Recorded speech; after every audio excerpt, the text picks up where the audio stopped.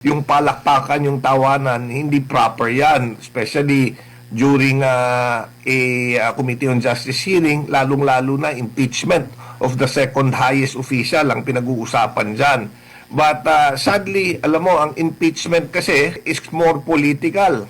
Doon sa tatapos no ng hearing na yan, tama ba ang behavior as far as ethics is concerned, behavior, attitude ng members ng Committee on Justice na right after na determine nila ang probable cause ng sa mga ebidensya against Vice President Sara Duterte, nagtawanan, natuwa, nagsaya, nagpalakpakan as a Committee on Justice na dapat sila lang ay trabaho ay mag-determine ng the probability of substance, form, yung doon sa mga ebidensya. Pero heto nakita natin, nag-appear, nagtawanan, nagsaya. Ano yung observation? Ano yung magiging niyan, parang notion to the public as far as fairness and biases is concerned?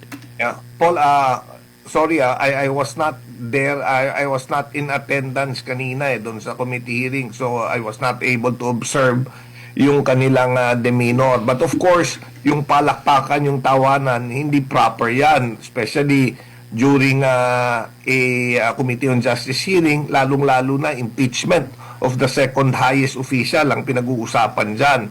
But sadly, alam mo, ang impeachment kasi is more political rather than a legal o judicial process pagdating dyan sa House. And meron talagang mga leanings ang mga ibang miyembro, kaya siguro ganun yung mga naging reaction nila.